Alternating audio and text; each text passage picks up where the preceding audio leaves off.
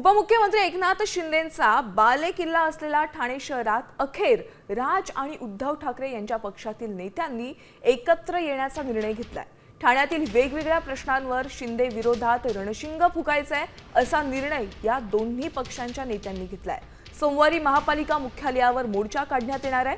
जितेंद्र आव्हाड यांच्या ठाण्यातील निवासस्थानी गेल्या आठवड्यात विरोधी नेत्यांची बैठक घेण्यात आली आणि यावेळी ठाण्यातील वाहतूक कोंडी, महापालिकेतील भ्रष्टाचार तसंच इतर प्रश्नांवर सोमवारी ठाकरे सेना आणि मनसेकडून मोर्चा काढण्याचं निश्चित करण्यात आलंय।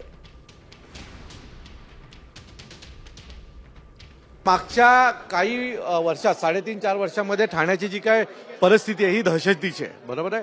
आणि दहशतीच्या वातावरणामध्ये अनेक लोकांचे पक्षप्रवेश करून गेले, अनेक टेंडर काढले गेले, पैसे खाल्ले गेले। आज ठाण्यात 100 समस्या आहेत। ट्रॅफिकचा प्रश्न आहे, टँकर पाणी चोरीचा प्रश्न आहे। जितेंद्र आव्हाडांच्याच नेतृत्वात आम्ही इकडनं निघणार आहोत।